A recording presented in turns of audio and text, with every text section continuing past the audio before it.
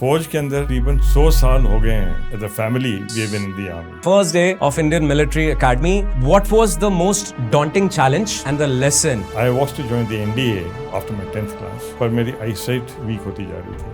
मेरे father ने कहा कि Indian Army is what for you? Indian Army is my soul. हमारा क्लोजियर था. 15 दिन लगे थे हमें यूनिफॉर्म देने. So 15 दिन में हमने टाई लगा के भागते रहते थे. Are you serious? Yes.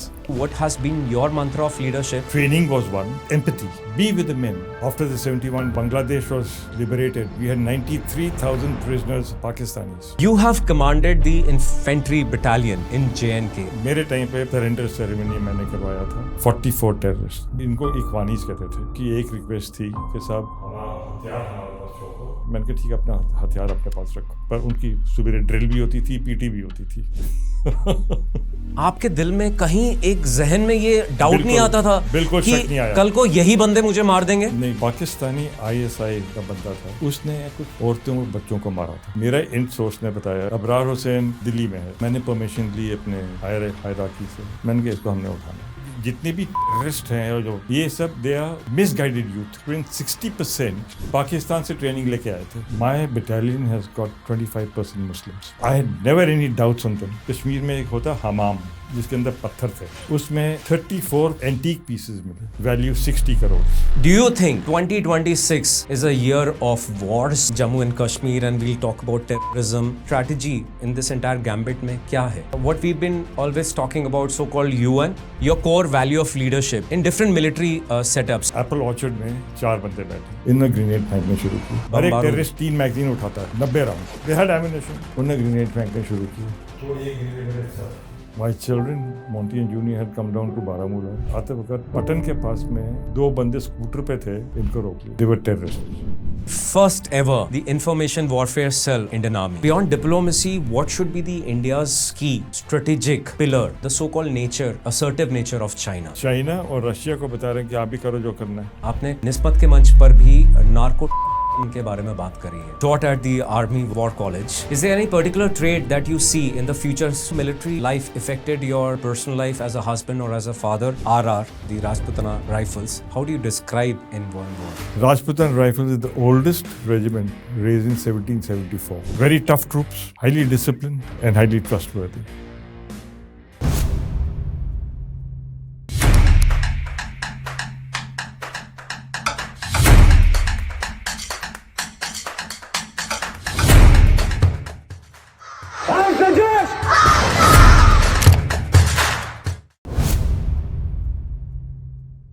Jai Hind, Jai Bharat. Welcome to yet another powerful podcast episode of The Untold Story with Commander Victor Mike.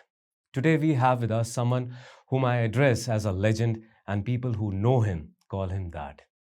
He is a soldier, an infantry journal, a family man, and a beautiful soul. He has served for 37 years in the Indian Army with pride and dedication to the service. In today's episode, we are honored to host the true son of India, Major General D.K. Mehta, a third-generation army officer, a decorated warrior who commanded troops in the most challenging terrains of Jammu and Kashmir, a strategist who established the Indian Army's first information warfare cell, a leader who was injured in action but never let that break his spirit. A teacher who shaped future officers at the Army War College. A mentor who now guides corporates through NISMAT. We will steer through the journal's early days in IMA. Understand his command philosophy, unke sacrifices, unke regrets, unke सुनहरे पल. Geopolitics की गहराइयां China से लेकर narco terrorism तक.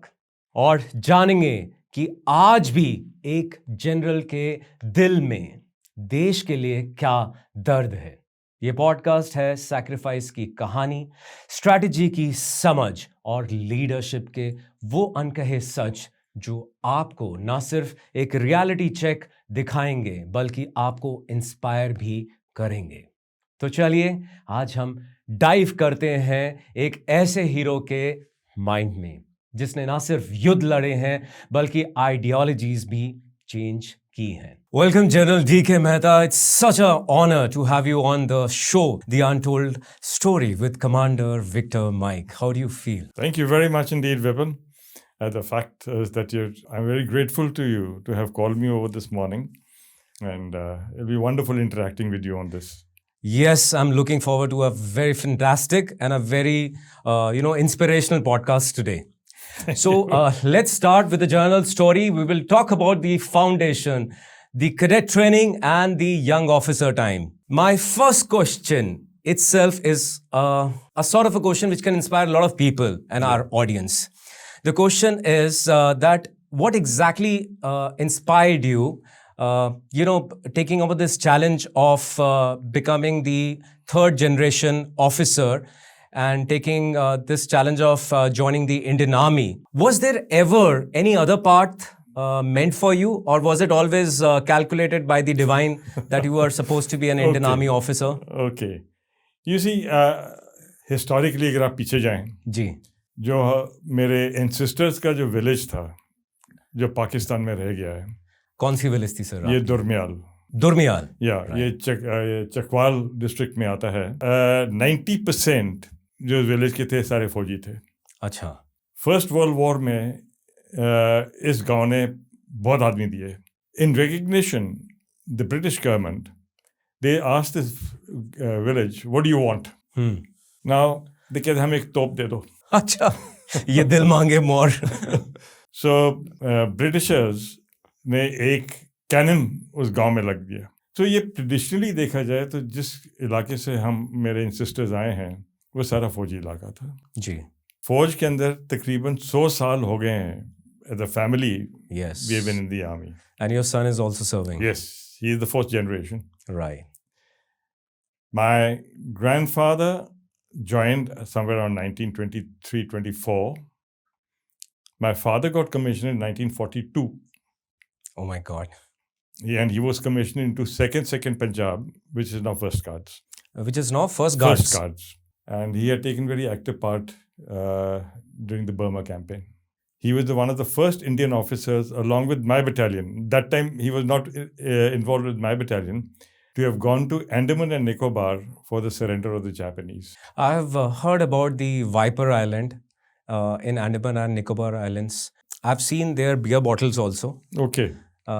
It's sometimes जब हम वो एक glimpse लेते हैं, जब वो छोटी छोटी चीज़ें हमें सामने दिखती हैं, वो एक्चुअली मिट्टी में गड़ी हुई बॉटल्स के पीसेस थे.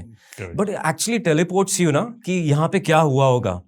लाइक द सेम फीलिंग जब हम किसी फोर्ट में जाते हैं, we presume that we are the king and the queens and we feel that we are sitting in that gathering. वो समा बंधा हुआ है and we ourselves feel that we are a part of that entire environment. So you see that historically अगर देखा जाए तो with my grandfather being in the army, my father being in the army, so it carried on. I was to join the NDA after my 10th class, पर मेरी eyesight weak होती जा रही थी जी. So मेरे father ने कहा कि अभी मत जाओ जब तक stabilize नहीं होती. Okay. So आपके टाइम में 10th क्लास से ही एनडीए ज्वाइन कर सकते थे? में 10th क्लास के बाद जाते थे. राइट. और मेरे फादर ने कहा तुम डॉक्टर बनो. अच्छा. और इलाज करो. हाँ. तो मेरा my focus was to join the army. So I after my 11th class I joined the Delhi University for pre-medical. Very limited seats. I have managed to get a seat there. I appeared for the Armed Forces Medical College exam and I got through for that. At the same time, I appeared for IMA and I got through for IMA. I said between the two, I preferred IMA. Indian Military Academy. Indian Military Academy. So it's so beautiful. I've stayed in the IMA so many times and it always feels so new and fresh. Yes. मैं जितनी बार वापस जाता हूँ वहाँ पे IMA में, I go for a run.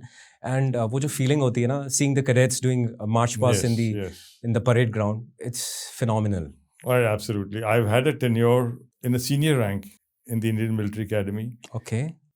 And it'll take back my memories back to the time when I was a cadet. So can I say that there was never any other path for you whether it was the divine's blessings or the cosmos decision, कहीं ना कहीं आपके भी जहन में यही था कि आपने एक आर्मी का ऑफिसर बनना था and follow the so-called tradition of your family. That's right. वैसे मैं आपको बताना चाहूँ कि मेरे पिताजी का बर्थ सरगोदा में हुआ था, नौ पाकिस्तान. Okay. एंड जब भी कोई ऐसी बातें करता है कि उनका कोई ना कोई लिंक पाकिस्तान से जुड़ा होता है, नाउ पाकिस्तान, पहले तो it was all India. I wish दोबारा विद पंजाब, आई विश ये पूरा हिंदुस्तान फिर वापस उतना ही बड़ा हो जाए. आपने जिक्र करा IMA का. हाँ जी. Can you teleport us to your first day? I'm telling first day of Indian Military Academy.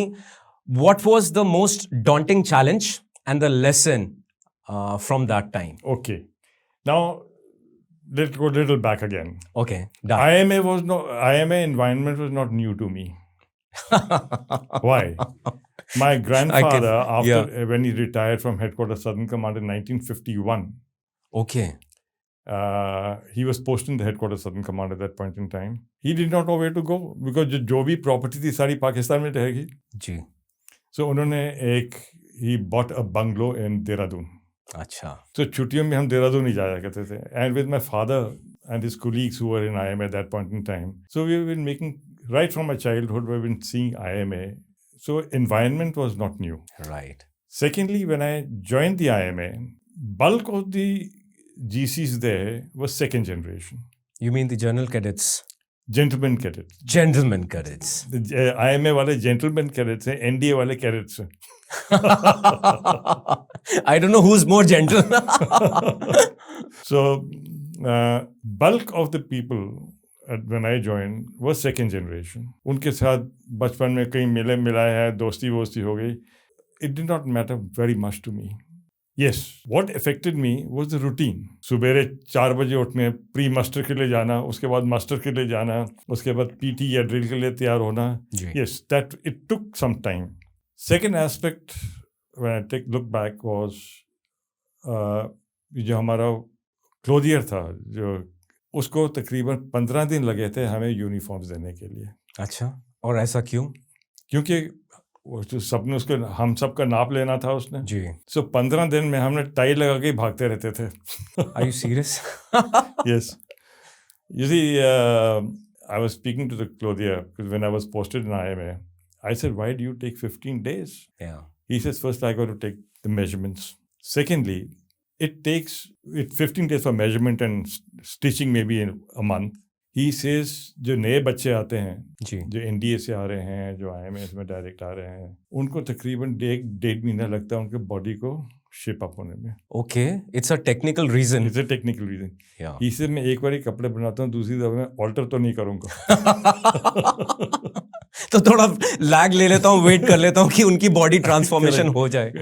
It takes about a month and a half for the body to shape up to the rigors of the environment. शुरू में तो pant कमीज और tie लगा के ही भागते रहते थे हम लोग. But I had no major problem per se when I joined the academy. एक छोटा सा कैंडिड पॉइंट मैं यहाँ पे लाना चाहूँगा. कल मैं और मेरी वाइफ, ये मूवी है फरहान अख्तर की 112 बहादुर. हाँ जी. है ना. वैसे उनका मेरे ख्याल से जो उनका जो पूरा गैंग था 120 का था. I am just getting confused in that number. Who had fought at Rezang La. Major Shaitan Singh Bhati. And I am so happy. मैं सैल्यूट सीरीज भी बनाता हूँ जिसमें I talk about our martyrs, about our war heroes. And वहाँ पे एक छोटा सा कैंडिड पॉइंट ये था कि ये एक रेडियो मैन वहाँ पे दिल्ली क्वार्टर से ड्यूरिंग दी 1962 वॉर में रिपोर्ट करता है. अब जब वो क्लोथियर के पास पहुँचता है तो बोलता है कि मेरी जैकेट कहाँ है. तो वो कहता है अभी स्वेटर से काम चला ले, और अगर तेरे को जैकेट चाहिए जाके एक चाइनीज को मार और उसकी जैकेट लेके आ जा. ठीक बात है. You see, 1962 वॉर की बात करते हैं, उस टाइम काफ़ी प्रॉब्लम्स थी. जो ट्रुप्स डिप्लॉयड थे उनके पास हथियार प्री सेकेंड वर्ल्ड वॉर के हथियार थे. क्लोथिंग, विंटर क्लोथिंग थी नहीं इतनी, पर फिर भी जिगरा है हमारे जवानों का, हमारे ऑफिसर्स का. जिस हालत में थे फिर भी वो लड़े. मैं आपको ना, we are going a little tangent, but मैं चाहता हूँ हमारी जो ऑडियंस है ना, इनको कभी एक महसूस हो कि एक सोल्जर की लाइफ क्या होती है.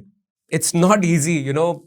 उस 17,000 फीट की हाइट पे बैठना एक स्वेटर में, जब हम अपने रूम्स के अंदर हीटर्स ऑन करके बैठते हैं, और जब हमसे सवाल किया जाता है ना, हमें लखनऊ जैसी रोड पे हमारे बंदों को लाते मारी जाती है ना, करेक्ट, दुख होता है सर, बहुत बात है। बहुत दुख होता है। एंड मेरा अंश जीने का कोई रीज़न है तो बस मैं अपने आप को ना इसी पे अर्पण करना चाहता हूँ कि काश मेरे बोलने से ही हमारी आवाम, हमारी जनता को सोल्जर्स की वैल्यू पता चले। बड़ा ये ना एक ऐसा टॉपिक है जिसमें मैं थोड़ा सा इमोशनल हो जाता हूँ, क्योंकि मेरी भी ज़िंदगी के मैंने 25 साल फौज के साथ बिताए हैं। और बहुत दुख होता है जब मेरे भाइयों को कोई पीट रहा होता है, कोई टोल गेट पे मार रहा होता है, कोई बदतमीजी कर रहा होता है, और वही सोल्जर्स जब वो 120 सोल्जर्स अपने कमांडिंग ऑफिसर से बात करते हैं ना, और वो उन्हें बोलते हैं कुछ भी हो जाए सर, हम आपके साथ हैं, और सामने 3000 चाइनीज ट्रूप्स खड़े हुए हैं। करेक्ट, ऐसा जिगरा किस में होता है सर? करेक्ट, जब पता है मौत सामने खड़ी है आपके, बिल्कुल बिल्कुल, और आप तो बता रहे हैं कि क्लोथिंग नहीं होती और हथियार नहीं होते। इट्स नॉट इजी, बहुत मुश्किल होता है सर वो जिगरा लेके आना वहाँ पे ना। बहुत। एनीवे सर, सॉरी, थोड़ा इमोशनल हो जाते हैं, फौज की बातें होती हैं, और आज तो जनरल साहब हमारे साथ बैठे हैं। सर मैं क्योंकि हम इमोशनल बात कर रहे हैं, एक इमोशनल क्वेश्चन आपसे पूछता हूँ, what does Indian army mean to you? Is it the family first or is it the nation first? You see, it is a combination of the two. You can't say we as a family, and you mentioned I am the third generation, my son is the fourth generation. Yes, an armored guy. An armored your guy. Friend. Yeah, my friend. So you see, it is interrelated. Yes. अगर एक फौजी जी अगर वो फौज में जाता है, intense environment में ऑपरेट करता है, डिफिकल्ट एरिया में ऑपरेट करता है for a national cause, to say you can't equate family and nation, it is inter related. Correct. ये जो हमारे जवान हैं, जो ऑफिसर्स हैं, अभी सियाचिन को देखो, 20,000 फुट पे बैठे हैं बर्फ के अंदर, it's for the national cause. Yes, so it is as far as the family is concern, I think the ladies would be able to answer that better. Yes, and soon we'll have some lady. I can talk for myself. Yeah. I've been in field areas for 22 years of my service. 22 साल। 22 साल, जिसमें खाली मेरी wife थी जिन्होंने घर संभाला है, बच्चों को संभाला है। मैं आता था छुट्टी काट के वापस, बट द लेडीज जो हैं, they have a very tremendous responsibility. They are the bedrock of the family. They're the better half. They are. That is why I also call the better half. Yes. So you can't say family is other nation. It's interrelated. But Indian Army is what for you? Indian Army is my soul.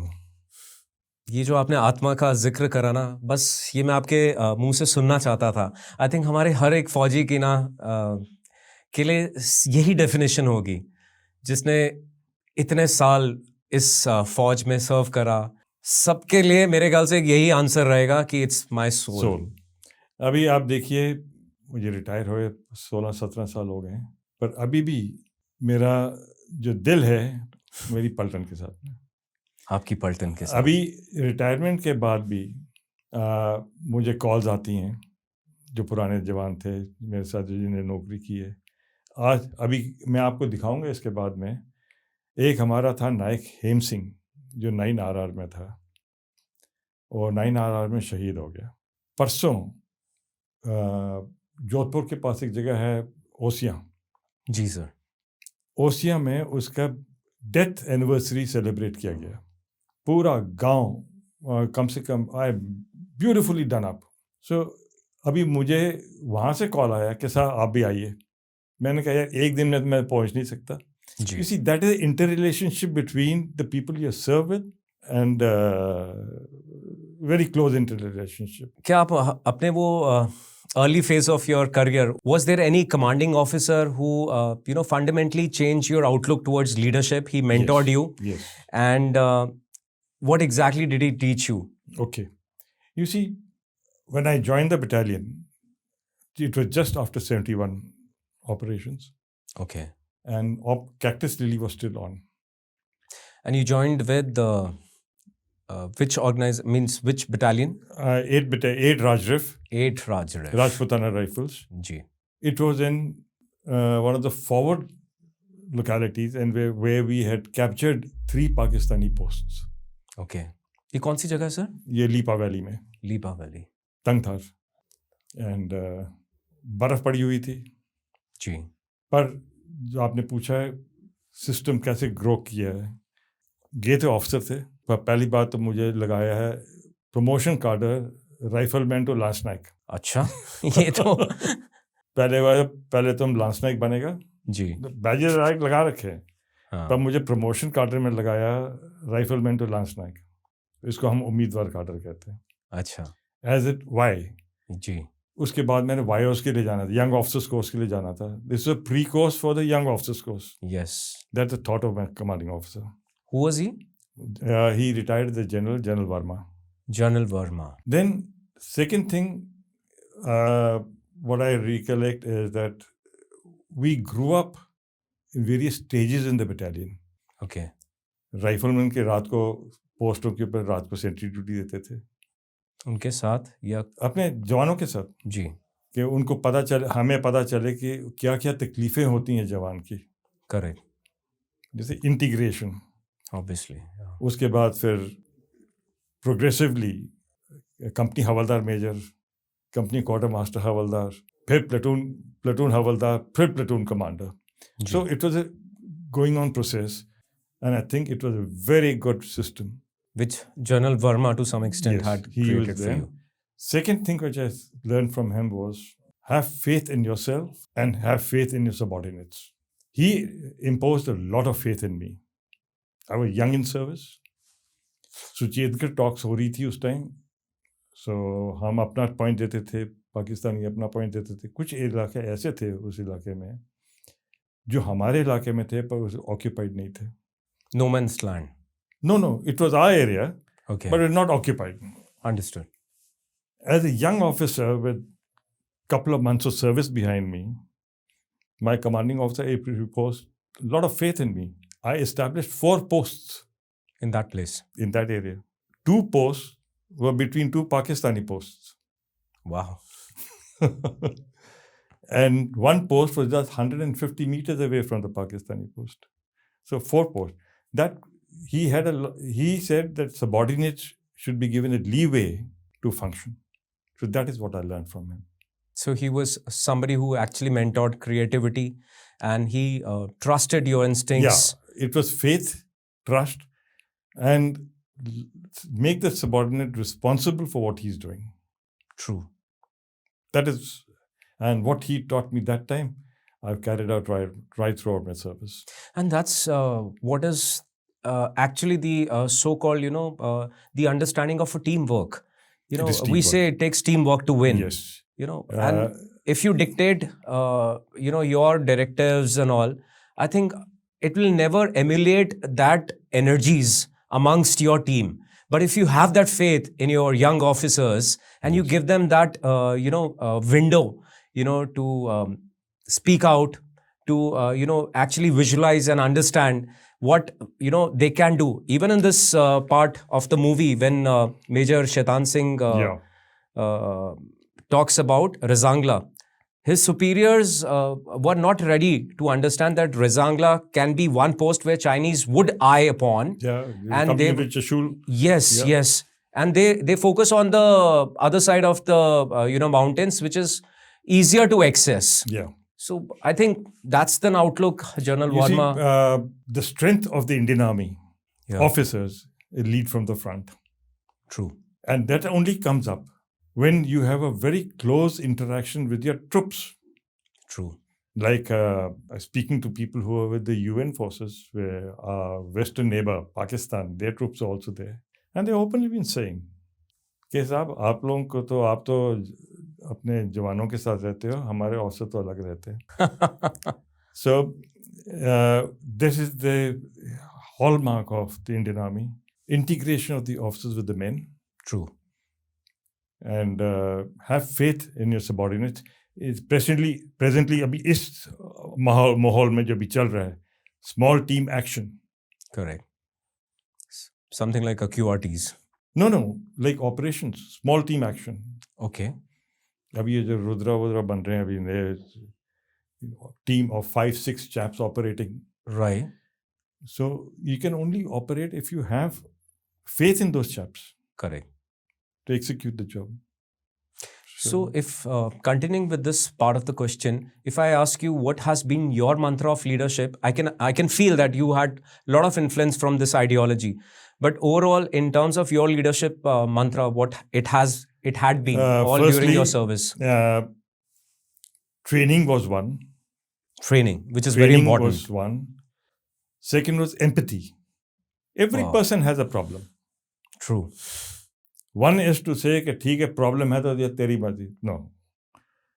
His problem is also my problem. Its empathy is a very important facet with the men. True. Training is one, empathy, and be with the men. Lead from the front. These are the 3-4 things which I always maintained. As part of your leadership traits. Yes. I think this is very important for any leader. And that's where our men look upon us. Yes.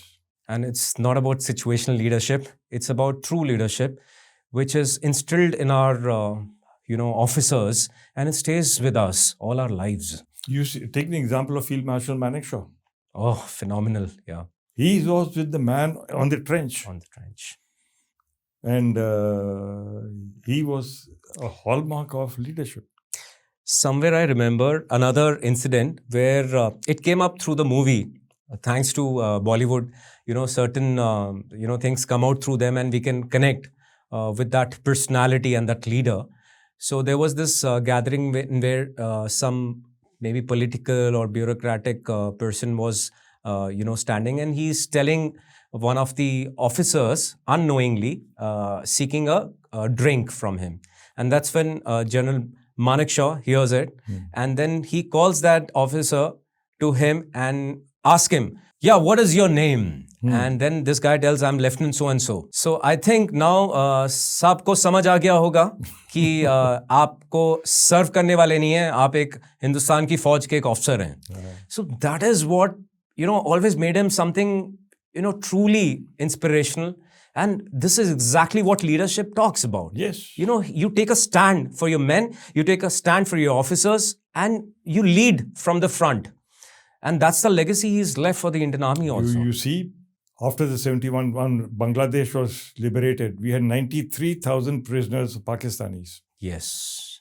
Our leadership at that point in time, including the chief, General Field Marshal Manekshaw and all, visited these prisoner of war camps, interacted with the Pakistani prisoners because they were they were also wearing one color of uniform, a different color, but their troops all the same. That's what is the difference between being humane and being inhuman. That's, I think, empathy. That is true. Yeah. And that's what's the biggest quality and strength of the Indian Army. Correct. And of course, the Indian Armed Forces. But unfortunately, what you brought out, जो बाहर होता है, लोग समझते नहीं हैं.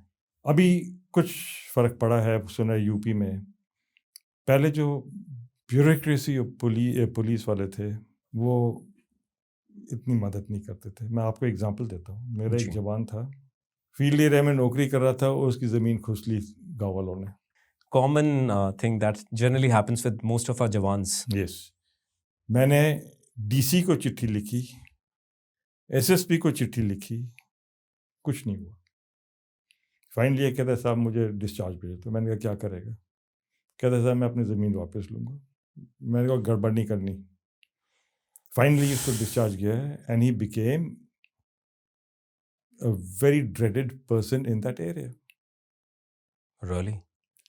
अगर उसको अपनी ज़मीन मिल गई होती उस time, he was a wonderful soldier.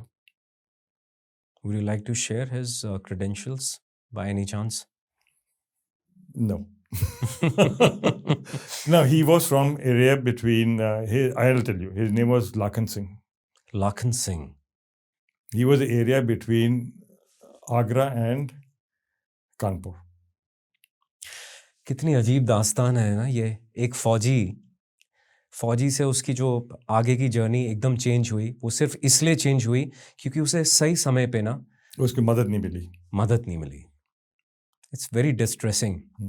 और वही फौजी अपनी जमीन, जो अपने घर की जमीन बचा नहीं पा रहा, वो भारत की जमीन के लिए आगे अपनी जान भी देता है. ठीक बात है, Very strange. सही बात। We talked a little bit about your cadet and young officers time. Now let's talk about your command, the conflict, and the strategies. Okay. So the first question itself is something demanding from your end. You have commanded the infantry battalion in JNK and at the peak of insurgencies. What was the defining moment from your tenure? Okay, That point of time. I'll give you my. I've had 7 tenures in JNK. Okay. Along तो the- part में हम सुनते हैं या सबसे पहला वाला? मैं सबसे पहले था लाइन ऑफ कंट्रोल पे, ओके, एलओसी पे. LC as we call it, वो LOC चेंज हो गया. Then along the IB, international border. Orders. I've had staff tenures at the brigade, Okay. division, and the command headquarter level. And I commanded the battalion in the initial stage of insurgency in JNK. 7 tenures, I mean, nearly 21 years. Lucky 7. Lucky 7. You see, my highlight was that I was put into highly built-up area of Srinagar. Built up area से आपका क्या मतलब है? जो जहाँ पे खूब बहुत सारे घर थे, ओके. कंजेस्टेड एरिया, और उसमें प्रॉब्लम्स थी, कहीं से भी फायर आ सकता था. जी. हमने अपने सिक्योरिटी कंट्रोल रखा हुआ था. दूसरा था कि मेरे टाइम पे पहला सरेंडर सेरेमनी मैंने करवाया था 44 टेररिस्ट का. 44 टेररिस्ट का आपने सरेंडर सेरेमनी कराया था. जिन्हें- Which year was it? 95. Okay. उनने मुझे मेरे पास सरेंडर किया था. मैं आपको फोटो दिखाऊंगा उनकी.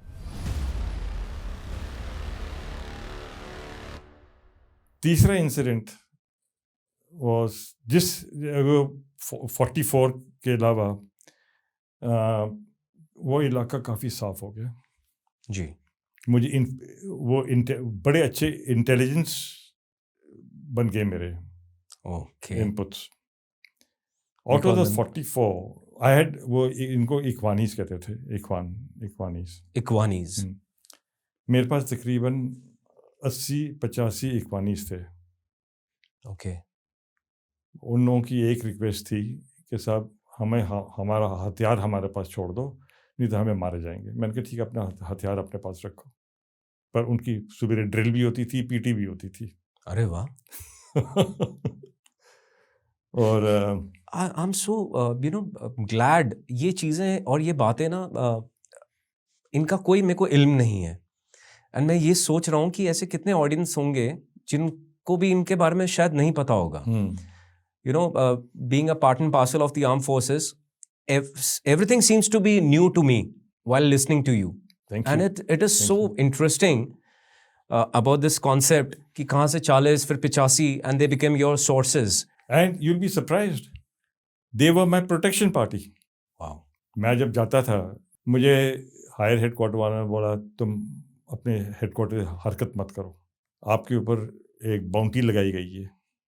जो मुझे बताया गया था कि अगर कोई जो मुझे मारेगा उसको 5 लाख रुपए नकदी मिलेंगे. ये कब की बात थी? ये वही सेम ईयर. time. पर ऐसे हो नहीं सकता था. एज ए कमांडिंग ऑफिसर तब 5 लाख भी बहुत होते थे. हैं, तब 5 लाख भी बहुत होते थे 95 में. सो मेरी कंपनियां चारों तरफ बिखरी पड़ी थी. जी. सो मैं जाता था और ये जो इक्वानीस थे कहते हम भी आपके साथ चलेंगे. You see, second incident was इससे पहले आप सेकंड इंसिडेंट के बारे में बात करें. ये ट्रस्ट कैसे आता है? एक इक्वानीस के बारे में आपने बात करी, उनको आपने सरेंडर कराया, उन पे आपने विश्वास किया, आपने ट्रस्ट किया, और वो आपको सेफगार्ड कर रहे हैं. आपके दिल में कहीं एक जहन में ये डाउट नहीं आता था बिल्कुल कि शक नहीं आया. कल को यही बंदे मुझे मार देंगे? नहीं, बिल्कुल शक नहीं ये आया. कहाँ से बनता है? इतना विश्वास कैसे बन सकता है? या ये सब, ये जो जितने भी टेररिस्ट हैं और जो ये सब, दे आर मिसगाइडेड यूथ. इसमें से जो मेरे पास थे, इसमें से तकरीबन 60% पाकिस्तान से ट्रेनिंग लेके आए थे. मैंने कहा तुम लोग क्यों हथियार उठाया है? कहा साहब दिमाग खराब हो गया। अभी आप देखिए, अभी जो हालत है, टेररिस्ट कभी सिक्योरिटी फोर्स के साथ में मुठभेड़ नहीं करेगा जब तक वो फंस नहीं जाता। जब वो फंस जाता है जी, तब उसको पता है कि मरना तो है उसको। आज अभी हमारे टाइम पे भी यही था। अगर एक ग्रुप है 4-5 बंदों का जो एक घर में घुस गए हैं, अब पता चल जाता था कि इस इलाके का है, उसके माँ बाप को लाते थे, लाउड हेयर में बताते थे कि तू सरेंडर कर दे, कुछ नहीं होगा। जी, उनको ऑप्शन दिए जाते हैं, पर वो सरेंडर नहीं करते नहीं हैं। करते। ऐसी उनको मालूम है ऐसी क्या चीज़ होती है जो उन्हें रोकती नहीं, है सरेंडर जिस करने से? तंजीम के हैं वो, जिस तंजीम ग्रुप के तंजीम, हैं, जी, या हिजबुल मुजाहिदीन को हों या एलईटी के हों, वो तंजीम जिस तंजीम के हैं, अगर सरेंडर कर उनको उनके घर वालों को मार देंगे। मतलब उनके पास कोई ऑप्शन से नहीं है, बड़े लिमिटेड ऑप्शन हैं एटलीस्ट सरेंडर करना ऑप्शन नहीं है। उस टाइम पर। उससे कहते हैं अभी फंस गए तो लड़ लो। लड़ लो। सेकेंड इंसिडेंट था, एक पाकिस्तानी आईएसआई का बंदा था जी, मेरे इलाके में। वो 2-3 दफ़ा मेरे ड्रैगनेट से निकल गया, पर उसके पास वो एक लड़की के पास जाता था। मेरा इन सोर्स ने बताया, जो लोकल थे, जी, जी, कि साहब वो जो लड़की है वो दिल्ली जा रही है। मैंने कहा वो दिल्ली क्यों जा रही है? कहता है हो सकता है एबरार हुसैन दिल्ली में हो सकता है।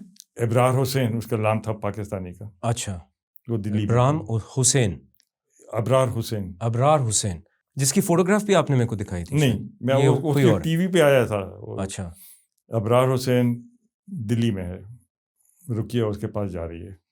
मैंने कहा वो कैसे जा रही है? कहते वो बाय एयर जा रही है। मैंने कहा तू भी जा। कहते मैं कैसे जाऊँ? मैंने कहा मैं पैसे देता हूँ। जी, उसने 5 दिन के बाद मुझे कॉन्ट करता है, साहब अबरार हुसैन तुर्कमान गेट में है, दिल्ली के तुर्कमान गेट। तुर्कमान गेट, जी, सो मैंने परमिशन ली अपने हायरार्की से। उनने कहा जी दिल्ली में जाके ऑपरेशन करेगा? मैंने कहा इसको हमने उठाना है। उसने कुछ औरतों और बच्चों को मारा था कश्मीर में। कश्मीर में। सो एक ऑफिसर, एक जीसीओ और 4 जवान, in conjunction with the army headquarters and probably with the Delhi police, I don't know what they did, they came. मैं भी आया, मैंने कहा कि गड़बड़ ना हो जाए। This officer picked up Abrar Hussain and then next day I saw on the TV, Delhi police ने पकड़ा हुआ उसको। एक पाकिस्तानी अबरार हुसैन को पकड़ लिया। जी, So that was the second. We did an operation in Delhi. way far from your actual action area. Yes. Third incident was behind Shalimar Garden. There was a very big trader. I was told that this chap. अपने दिल्ली का Shalimar garden. नहीं श्रीनगर। अच्छा, अब आप मेरे को श्रीनगर ले गए हैं वापस। तो बताया गया कि ये हवाला करता है और इसके जो पैसे हैं जी, वो टेररिस्ट को जाते हैं। हमने वहाँ पे उसकी रेड की। वो तो था नहीं, उसकी वाइफ और 7 बेटियाँ। जब सर्च किया तो इनका वहाँ पे कश्मीर में एक होता है हमाम। अच्छा, हमाम क्या होता है? घर के बाहर जहाँ पे आग लगाते हैं, और उनके जो स्प्लिट फ्लोर है, जो फर्श है वो स्प्लिट फ्लोर होता है। ओके, बीच में रेत डालते हैं। जब बाहर लकड़ी जलती है जी, उसकी अंदर जाती है गर्माहट तो अंदर जाती है। सेंट्रली हीटेड हो जाता है। जी, हमाम में एक थैला मिला जिसके अंदर पत्थर थे, ओके, छुपाया हुआ था हमाम में। तो मेरा टूर इसी गया था इस रेड के लिए। तो मैंने कहा हमने पत्थरों से क्या लेने देना। फिर देखिए भाई ये पत्थर हमाम में क्यों छुपा रखे हैं? मैंने कहा लेके आओ। वो थैला गायब। थैला मिला, उसमें 34 एंटीक पीसेस मिले। हमने उनकी कॉस्टिंग कराई आर्कियोलॉजी वालों से। उन्होंने कहा कि 6 करोड़ के। ये JNK की प्रॉपर्टी है। मैंने कहा नहीं, JNK की प्रॉपर्टी नहीं है, गवर्नमेंट ऑफ इंडिया की प्रॉपर्टी है। आई थिंक आपका सटायर जो था लोग समझ सकेंगे। वो जो है 34 pieces of artifacts are lying in the national museum here in Delhi. Wow, value 60 crore.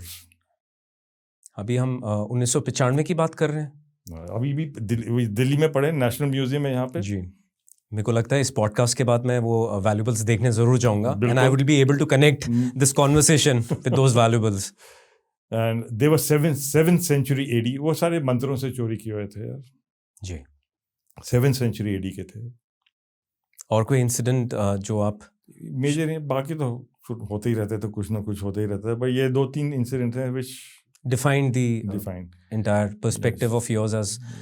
as being part and parcel of the thick You of see, the now I can insurgencies. tell you, my battalion has got 25% Muslims. 25% Muslims. We have a pure Muslim company. I had never any doubts on them. They were as good as anyone else. They were as nationalistic as anyone else.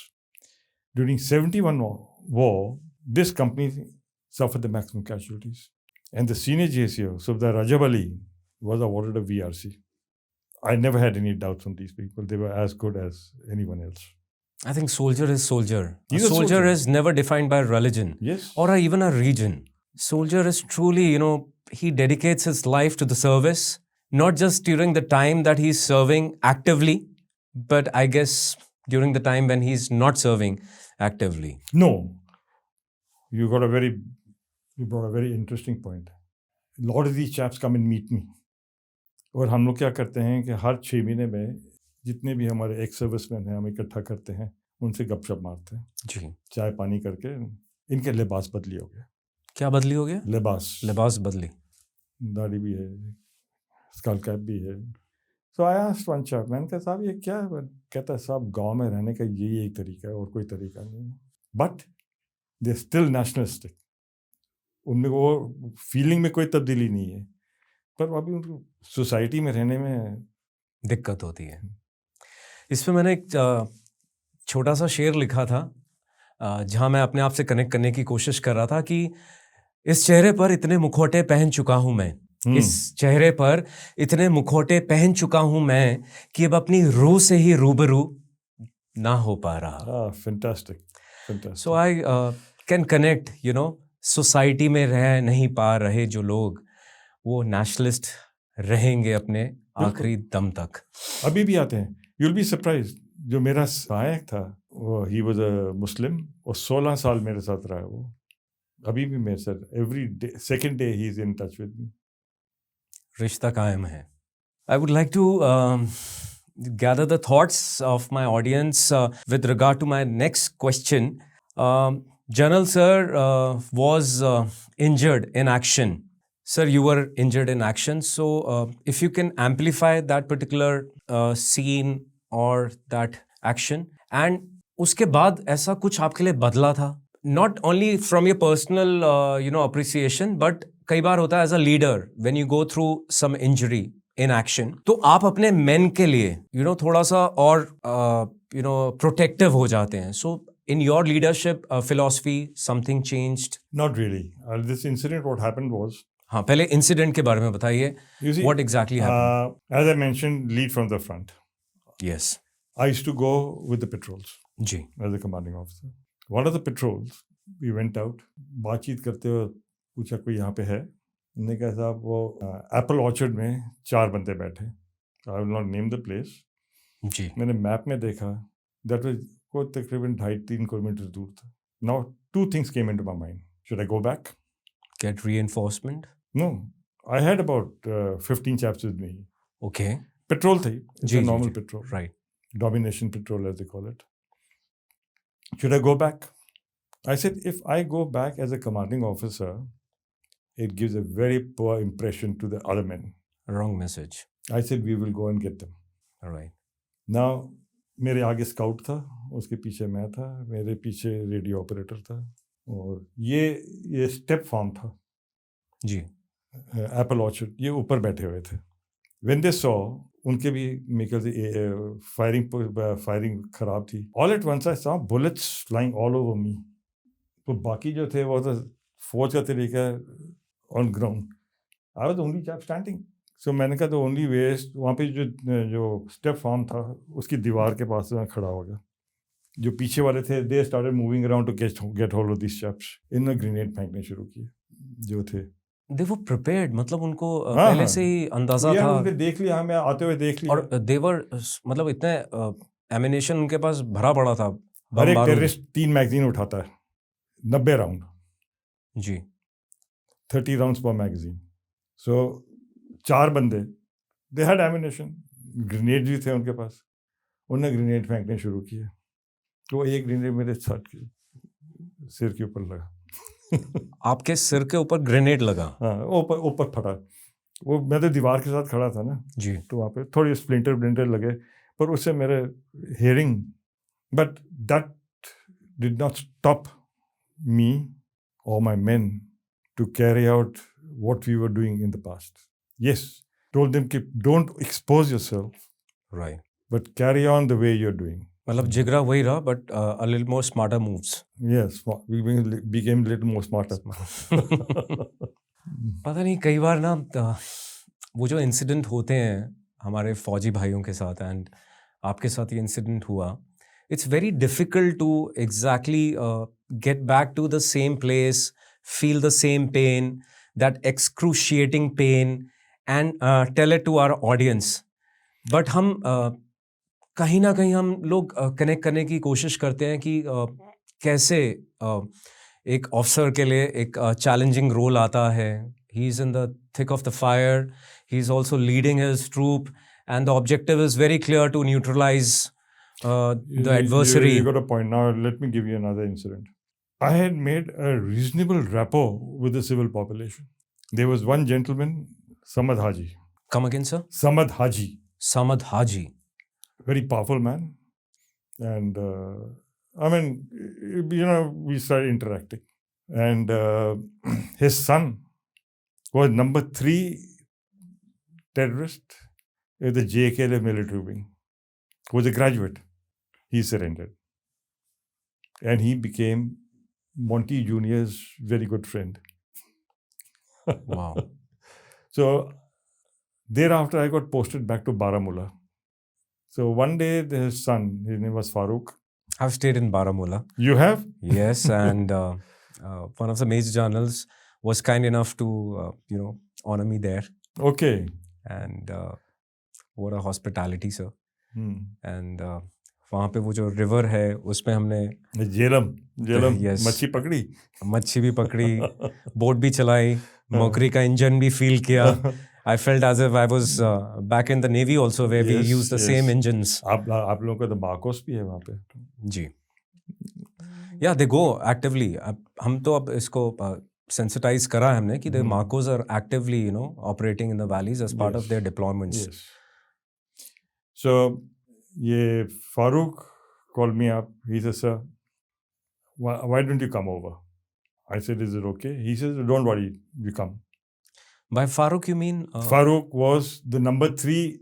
Okay, that son. Samad Haji's son. हाँ, He's a graduate. Yes. पढ़ा लिखा था. जी. So I told my wife, man, I want to make a visit to where I was earlier. And one more lady. They said yes.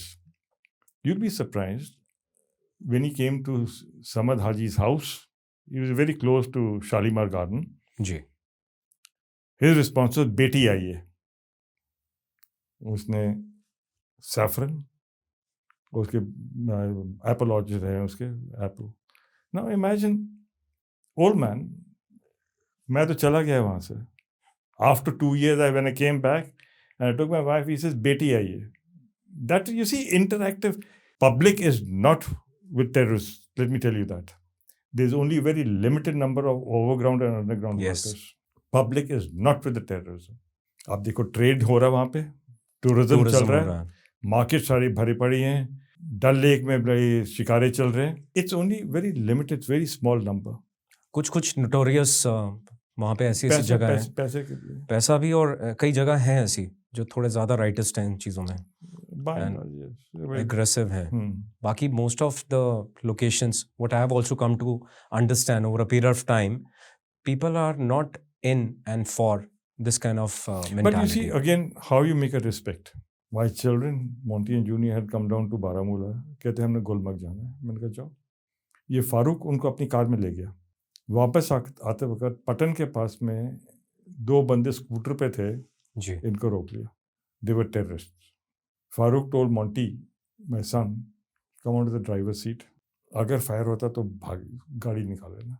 Now, one of those chaps, Javed, had surrendered to me at some point in time. So, he knew, Farooq knew. So, Javed कहता है ये कौन है? कहता है मेहता साहब के बच्चे हैं. कहता है जाओ.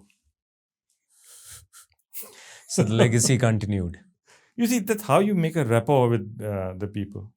बड़ा मुश्किल हो रहा है as a so called self acclaimed podcaster to visualize, understand the grit of a Indian Army officer, the glory that you have created, and उसका जो legacy आपने छोड़ के आए, वो आपके बच्चों को सेफ रखा.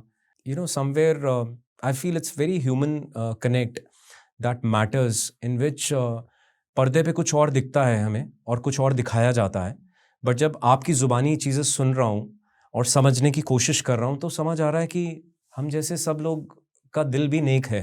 बिल्कुल नहीं, पब्लिक जो है वहाँ पे, पब्लिक टेररिज्म के अगेंस्ट है. उनका बिजनेस है, टेररिज्म शुरू होगा तो बैठ जाएंगे, सब कुछ बैठ जाएगा. इट्स सो ऑप्रेसिव ना, एंड लोग अपने एजेंडाज को मतलब क्या बोलें, सबको आइडिया है आजकल किसका क्या पर्सनल एजेंडा होता है, एंड उसी से ये चीज़ें फैलाई जाती हैं. Those negative things are put across to the अवाम, एंड कहाँ जाके रुकती है इसका कोई दायरा नहीं रह जाता. So this was in short my tenure in the counterinsurgency area. Yes. इतने सारे इंसिडेंट्स आपने बताए, मेरे लिए तो खुद रजिस्टर करना बड़ा मुश्किल हो रहा है. I mean so many incidents, and honestly sir मुझे नहीं पता था कि you have gone through so much in your life when it comes about courage, when it talks about leadership, when you talk about the human intel, human connect, and now it's so nice to hear that एक अच्छा पहलू भी है. Yes, है ना? Absolutely. उस अच्छे पहलू के बारे में शायद कोई जिक्र नहीं करता, कोई बताता नहीं है. आज आपकी जुबानी हमने वो भी सुन लिया. I must tell that the journal had also commissioned the first ever, if I'm right, the information warfare cell of the Indian Army. So can you just briefly tell what was it all about? You see, information warfare is not new subject. If you see, information warfare came into being during the Second World War in a very big way. The Germans were masters in that. Yeah. It is basically for perception management. What is this ISPR of Pakistan doing? वो अपनी आवाम के लिए, for the public, they're building up stories. But that's not good enough. वो जो बताते हैं उसमें 50% झूठ है. Correct. Information warfare, one of the aspects is perception management. उतना बताओ जो सच है. अभी जो ISPR कर रहा है वो अपने आवाम के लिए कर रहा है, बट जब बाहर जाता है इंटरनेशनली वो उन्हें 5 गलत चीज़ें पकड़ लेते हैं. So that is wrong. But I'm only talking of media has a very major role to play in information warfare. True. But I feel that media is not that independent as what we feel. They have certain constraints. In the present day environment, information warfare is a very major issue. It's a game changer. Game changer. And I think it's not about just the information warfare. I think it's become a hybrid warfare now. Hybrid, yes. You see, it could change the complete perspective of the people who are listening to it, watching it, or turn their mind. Yeah, you don't know what's right, what's wrong, yes. What is fake, what is not fake. So my contention when I was there was that it should be factual. Don't build stories. The stories, if they're false stories, they'll get caught. Bring out. And the person who took over from me, he keeps coming on the TV, General G.D. Bakshi. He took over from me there. Where was this? Headquarters Northern Command. Okay. That is the pilot project. I'm waiting. I'll get an opportunity to host General Bakshi soon. Yes, we'll get him along. Yes. So it's a very important factor in the present day environment in warfare, information warfare. And I started it. And over a period of time, I think we've built up reasonably well on it. I think it's when you talked about media, for media also, you talked about the constraints for media. There has been a lot of unlearning process for them. What happened in 2611, wherein they stepped out of something which was unwarranted, and it became a so-called live telecast for the Pakistanis to get a glimpse of what was actually happening in action. So I think their media realized the fact, and they emptied their cup. And after a while, there was a time when a very responsible media started coming in, pitching in. Now, media to some extent is also working in ensuring this information warfare, or so-called the hybrid warfare, multiplied or doesn't get, reach our population to that extent that it creates a havoc or it creates chaos between our, in our own countrymen.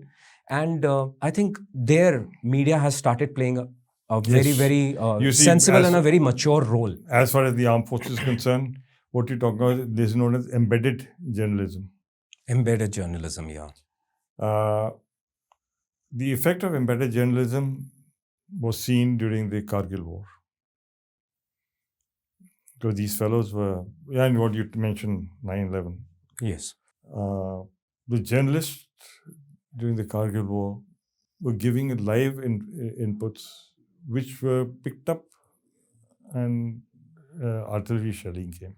So now, as a policy, yes, embedded journalism is not permitted. Correct, sir. And rightly so. Well, it's a very important facet in the present day environment of warfare. If I have to, it's been a conglomerate for you, okay? But what I'm trying to now question is that, so you have basically commanded, from infantry battalions to mountain division. There has to be a common thread, a generic thing, which actually, bounds your mindset towards your core value of leadership in different military setups. What was that common thread? That was, firstly, be in touch with the troops, with your subordinates. Be in touch, constant touch. Second major important was training. You see, for every operation, there are different types of parties which are made, different types of actions that to be taken. Correct. Train for your proficiency in that act what you're supposed to do. During Op Prakram, I commanded a brigade with part of the Strike Corps. There were various elements which come into play. And my focus was training of those people on the task they were supposed to perform. So training is a very important facet, and keeping in touch with what is happening. So empathy training is something like a common thread, which was part and parcel of your leadership traits in different facets of military, leadership that you pursued. Correct. We talk about Op Prakram, and you were part of the striking corps. So I'm sure you would have. How many times did it happen that you got the message of so-called D-Day? I mean, let's be a little more candid on this part, because this got stretched to almost 10 months, if I'm not wrong. 11 months, yes. 11 months. And Twice. First was in January, and then it was being planned something in June, July. But I think the Americans kept a watch and kept telling Pakistan, look, this is what is happening. And mind you, had we gone in January, we would have taken them with their hands down. The morale was very low. To quote you an example, one brigade commander had gone for a recce. Our side. One of our brigade commanders. And there was a Pakistani border outpost right across.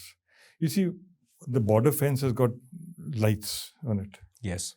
What was being done during Prakram was, यहाँ पे light जला दी, यहाँ बंद कर दी, आगे जला दी, कहीं और बंद कर दी. Keep them guessing, अभी what is going to happen? कुछ भी हो सकता है. हाँ. So when this brigade commander was there, वहाँ पे light बंद कर दी, and the people from Pakistani BOP were shouting, अरे भाई लोगों, आना क्या इरादा आपका? The morale was low. And you're talking about the Rangers. Yeah. Who claim themselves to be the deadly... the first line of defense of this. Yes. So morale was low, and we had an advantage at that point in time, but must be a political decision that... We will keep talking about Jammu and Kashmir, and we'll talk about terrorism. based on your deep analysis, okay, there has been a resurgence No, in No. J&K? no, there have been no resurgence as such. At this point of time? These sporadic incidents do take place. Like what is going on in Kishtawar area. They have homed down to certain 5-6 terrorists here, 5-6 terrorists there. But there is no resurgence as such. तो पर हमारे adversaries का larger strategy in this entire gambit में क्या है? Wait and watch and then create a scene? No. You see, if you see how did this come about? I'll take you back to history again. Right. At the time of partition, the chief of Pakistan Army and the Indian Army both are Britishers. J&K, the Maharaja Hari Singh, had, by the instrument of accession, had accepted India as J&K to be part of India. Yes. In one couple of months, the troops who were working together, the officers who were working together, how could they change their mind in 6 months? There was a Western power which is doing this. There is a report to say there's an officer in Gilgit who was coordinating this. Pakistan had no natural enemy per se. India was not an enemy. They have worked together for a number of years. They fought together during the Second World War. The Pakistani officers trained together in the Indian Military Academy.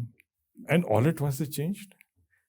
Because Pakistan Army got into commercial ventures. They started grabbing power. Ayub Khan became the first, followed by Ziaul Haq, followed by Musharraf. So they stemmed the civil governance. I think that's called as military leadership and bureaucracy. It was like a coup. What is this Asim Munir done? I think he's just following the same trade. He is gone 3 times to the US. What about the Prime Minister? Prime Minister has not been called to the US. It's Asim Munir who's been going there. It is a constitutional coup, what has happened in Pakistan. For their own survival, Pakistan has to carry on certain aspects in India for their own survival. If this insurgency in J&K stops, they have nothing to tell the public. ये जो इन्हें LET बना रखे हैं, जी, they will bloody bite them. They will bite the Pakistani army and the public. So they have no choice but to carry on with this sort of a thing. I think their streets are burning because of their own curse. Primarily जो बलूचिस्तान में हो रहा है, जहाँ अफगानियों को खड़ा किया गया, वो भी अब अमेरिकन्स के अगेंस्ट खड़े हो गए. Taliban came in existence because of US. Yes. And then what is happening in Balochistan is these Pakis were training them and now they are striking them back. Exactly. So, now if these so-called youngsters who are being trained as terrorists, if they don't have a way out, they will sort out in Pakistan itself. And that's what's happening now. It's happening. The TTAK or this... yes. They are sorting out their own people. In Pakhtunkhwa. So, it is, they have got caught in a web. They can't get out of it. If they think they can take Kashmir, it's a dream which will never come through. Never. Sir, nowadays, because of whatever flux that you see in the world, the entire, world seems to be increasingly becoming unstable.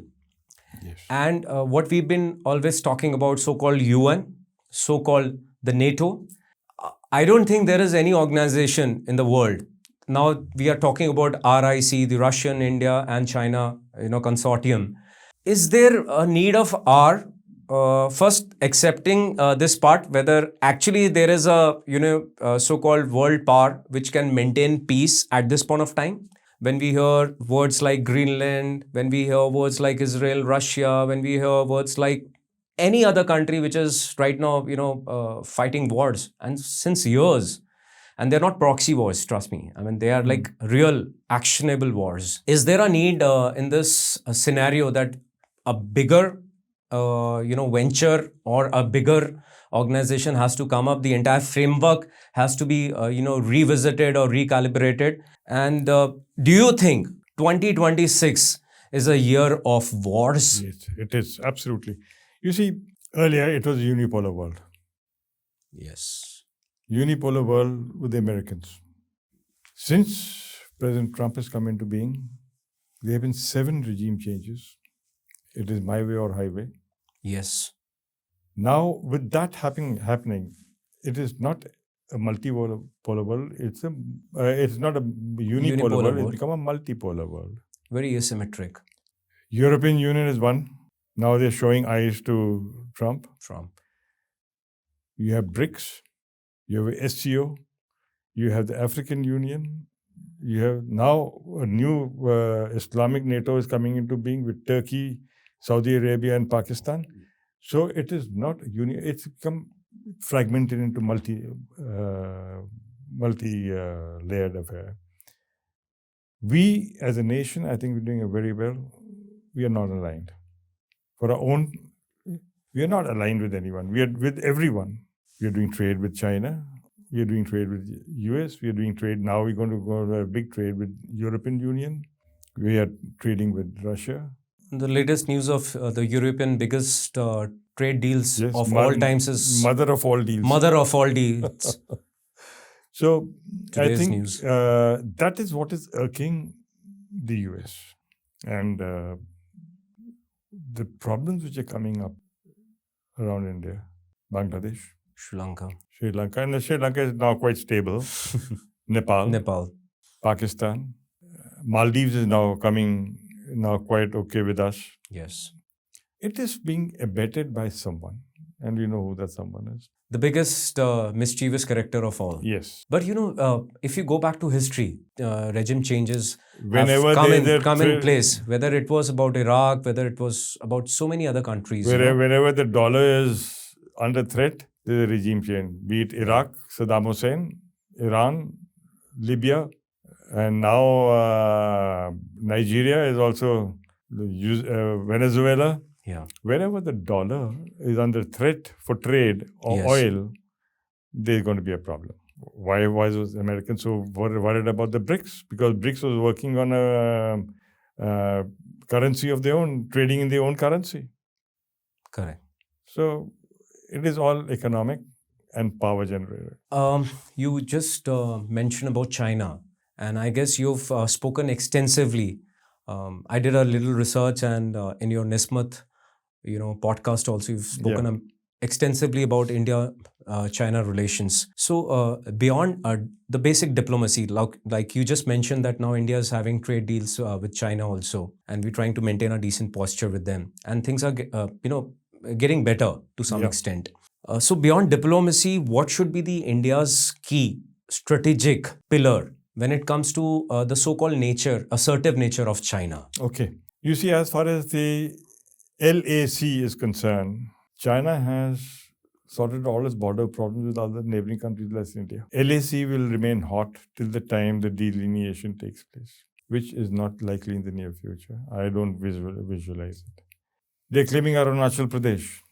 Yes. Whereas Arunachal Pradesh came into the Union of India in 1950. So I don't think the LAC is going to be quiet. We have to maintain our posture along the LAC. We have to hone our own deterrent capability. Deterrent capability in the sense that we should be able to tell you, if you do something wrong, we have the capability to sort you out. For that, we are working on it. We have worked on it. I don't want to talk about it. But yes, we have now created certain amount of deterrence. Of course, we have so many ballistic missiles. The ranges are growing every single day. Yes. Our government is working so extensively in terms of a very rapid pace of the technologies, imbibing into the Indian Armed Forces when you talk about defense and aerospace technologies. And it's not just limited to the ground circuit. It's going towards the satellite circuits. The now what has happened in Sindoor? Yes. It's a net-centric warfare. It is, of course, indeed a net-centric warfare. I was able to, be a part of that side along with your son. If I say, when I mentioned this part, whether this year is a year of wars, आपकी नज़र में वो क्या चीज़ है? कौन सा? 2026, I said, is a year of wars. 2026 में आप देखिए, एक प्रॉब्लम तो थोड़ी सॉल्व हो गई है जो ग्रीनलैंड की थी। अमेरिका और यूरोपियन यूनियन का कोई डील हुआ है, मेरे ख्याल से अभी तक राइटिंग भी नहीं है। जो मेरा असेसमेंट है कि ग्रीनलैंड में उनको कुछ बेसिस मिल जाएंगे। यूरोपियन यूनियन, नेटो और यूएस जो है वो ग्रीनलैंड में इकट्ठा काम करेगा। अगर ग्रीनलैंड में ज़बरदस्ती उसको लेने की थी, आप चाइना और रशिया को बता रहे हैं कि आप भी करो जो करना है। चाइना का है और ताइवान को लेना चाहते हैं। Taiwan, Philippines, even Japan to some Yes. extent, yeah. अभी Hong Kong तो है ही। अभी ताइवान को लेने में थोड़ी दिक्कत तो आएगी उनको। Taiwan is well established. Yeah. Senkaku island में जाके बैठ जाए, वो जापानीज के कंट्रोल में। मैं रशियन कहेंगे ठीक है, हमने तो खाली भी 20% यूक्रेन ली, हम तो पूरा लेंगे। Can you stop them? No. Nigeria में द प्रॉब्लम शुरू हो रहा है। जी। Can you stop them? No. So it is going to be in a way it's good कि ये ग्रीनलैंड का सॉर्ट आउट हो जाए, नहीं तो प्रॉब्लम बहुत बढ़ जानी थी वर्ल्ड में। I think it's still in a flux. Till now, we don't have a very clear अभी diktat. तक कुछ क्लियर नहीं है। Yeah. कुछ सुन रहे हैं कि कुछ इनने आपस में बातचीत की है, मेरे ख्याल से इनको बेसिस मिल जाएंगे वहाँ पे। Yeah, I saw some. NATO और अमेरिकन जो है they will work together for the defence of Greenland और द आर्टिक सर्कल। अगर वो नहीं होता तो then there was a very major problem. You couldn't have stopped Russia. You couldn't have stopped the Chinese. On what pretext? So, घर का Bedi ढाए. hmm? I mean to say, practice what you preach, and US to that extent has been doing all the wrong, doings, and is very vehemently, Bade Saab aake on the global platform keeps dictating, we have to prophecy of being a nobleman. As far as the India is concerned, we have got to be very careful for our northeast. Yes. Because there's a great nexus between Pakistan and the Bangladesh present regime. And in my last podcast, when I had a discussion with one of the army officers, he also has given this prophecy that if Op Sindoor 2.0 happens, this time the entry will be from northeast, and a lot of play behind this will be of ISI, and we can expect a lot of notorious activities coming up from northeast. Yes, and I raised a question once: what are the Americans doing in Bangladesh? What is their interest in Bangladesh? The fact is that what is happening there is that they behave to the Americans. That is point one. Secondly, Myanmar में क्या हो रहा है? Arakan Army बन गई. Arakan Army. Okay. Yeah, along the coast, Arakan range. Arakan Army को हथियार, ammunition, पैसा कहाँ कौन दे रहा है? Now you have so many armies in Myanmar. You have the Chin Army, you have the security forces, the Janta Army, now Arakan Army. Who's supporting them? And I just leave it at that. It has an effect on us. We were hoping that Kaladan River is going to be navigable. We have spent a sizable amount of money in the Sitwe port in Myanmar. Right. Now this Kaladan River was to go up to Mizoram, is navigable. Now with this Arakan Army having come into being, whom are we going to deal with? I am sure some way will be found, but I don't visualize, because 40-50 kilometers is yet to be done for this Kaladan River. So northeast we have to be very, very careful now. Somewhere I'm taking you outside the sphere of the direct influence of countries in propagating their agendas and instilling this war kind of scenarios. You've also spoken, आपने निस्बत के मंच पर भी narco के बारे में बात करी है. Now, if I go back to how CIA used to operate in different countries, somewhere drugs has been the major game changer and a player. Correct. Of investments, of all the wrongdoings. So somehow I feel this narco is the major player in fueling instability in lots of places across the globe. Now, I feel that in and around India also, this nexus is growing. Yes. How do you feel कि India को इस चीज से tackle करना चाहिए? देखिए, basically ये narcotics कहाँ से आ रहे थे? Golden triangle. Correct. Golden Triangle, bulk of it was coming from Afghanistan. True. We are mending a relationship with Afghanistan to a very great extent. But narcotics अभी वहाँ से हैं. It rooted through Pakistan. ये जो आप UAV जो हैं अपने जो आ रही हैं, जो नार्कोटिक्स फेंक रही हैं जो पंजाब में, जी, ये कहाँ से आ रही है? पाकिस्तान रूट से. थ्रू पाकिस्तान. करेक्ट. इतने ड्रोन्स से आप आते भी हैं. देखिए, अभी as far as India is concern, out of the 9 or 10 terrorist organizations which have been given by the government of India, 3 are Khalistan based. कहाँ पर है वो? They're sitting in Pakistan. तो रिंडा शिंडा जो हैं, they're sitting in Pakistan. They want to abet insurgency in Pakistan once again. So, and what's their clear motive? Motive is to create turmoil in Pakistan. वो तो कहते हैं हमें खालिस्तान चाहिए. उनसे पूछो, अगर अब खालिस्तान चाहिए तो पंजाब जो है, जो पाकिस्तान का पंजाब है, वो भी पंजाबी है जी. वहाँ क्यों नहीं जाते? उसको क्यों नहीं मांग रहे? यू मीन टू से खालिस्तान खाली इंडिया का पंजाब है? पंजाब तो पाकिस्तान का भी है. That should also be part of Khalistan. So it is a nexus between the ISI, the Khalistani groups, which are throwing. Now you see, as far as the population of India is concerned, is the youngest population in the world. Yes, we're the biggest youth. अगर आप इस population को बर्बाद कर देंगे से, they're non-functional. Correct. Punjab has a very major problem in that. So जो conduits हैं के, पहली बात तो उनको पकड़ो. आप अपने साइड में बॉर्डर के हैं, उन्हीं के पास आ रहे हैं जी, बिकॉज ऑफ द प्रॉक्सिमिटी. नहीं, जो ड्रग्स वहाँ से अगर आप UAV से भेजते हो, someone is collecting here ji and distributing from here. Correct. पहले तो उनको पकड़ो, उनका बनाओ बंदर. दूसरा, north east. Another very major influx of this narcotics is from Myanmar, and especially through Manipur.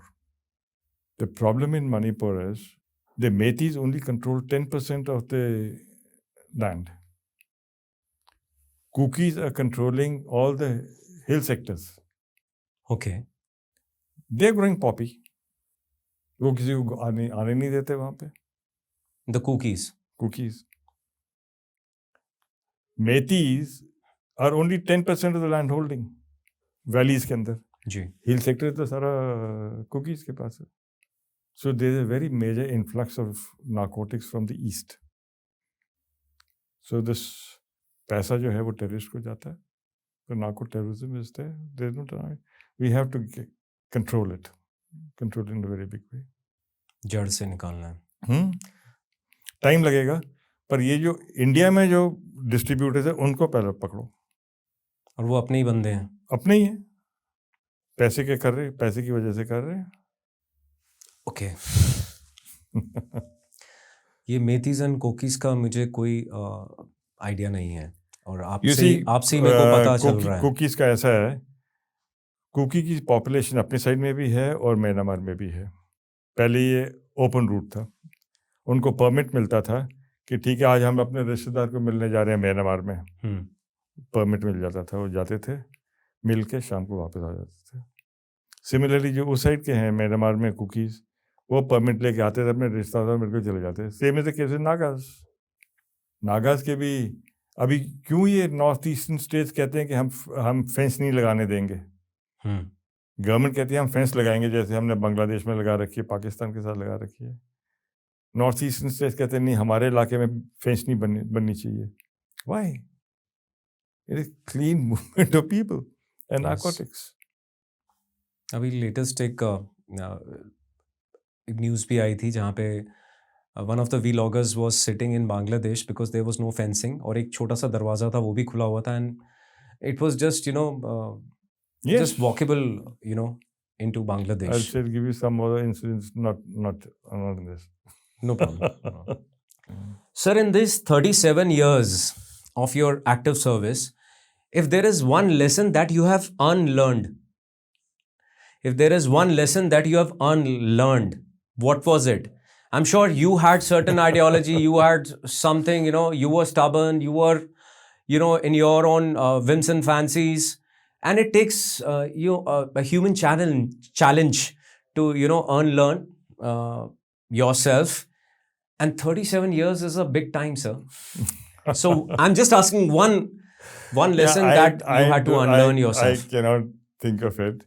For as far as I have maintained what my thought was. Okay, on a candid note, if you have to go back to your 25-year self, what is that one advice that you will give as General D.K. Mehta to maybe then as a Lieutenant D.K. Mehta? Okay. Work hard, train hard, keep in touch with the changing environment, keep in touch with the technology, and live your life and make the best of what the armed forces give you. I'll give you a case in point. Why I'm saying that. Are you checking yourself that you didn't do it when you were 25 years old? We didn't get a chance because we all are stuck on the FDLs. Chance for what? ठीक है एक किताब लाके पढ़ लिया. That time, the only source of information was a transistor. Okay. So, कभी आता था, कभी नहीं आता था, or that sort of thing. Yeah, but now the environment has changed. The infrastructure has improved tremendously. And the environment is changing and the people have to be abreast now. It is not like our times. We were going by kinetic. Now it is non-kinetic.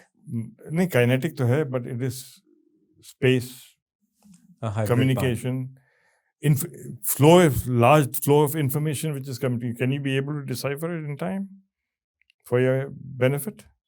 You got to be physically tougher than what earlier were, because you're moving. You now operating in small teams. Make the best of the environment. For example, when I went to the Commander Division, the massive, beautiful golf course, and they said GOC is golfing in. 4 people playing, 3 brigade commanders and me. I said, he said, sir, no one plays. I said, like hell. I said, every unit will prepare 1 for a ball. And I couldn't care a damn it with the ladies, with the children, or with the troops. When I left after a year and a half, there were 75 golfers on the golf course. From 4, it became 75. Yes.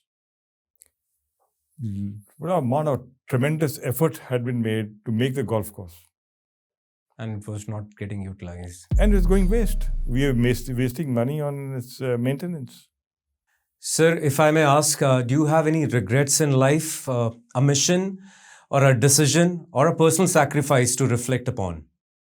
Not really, but I felt that some people who have served under me should have got some award. They done extremely well.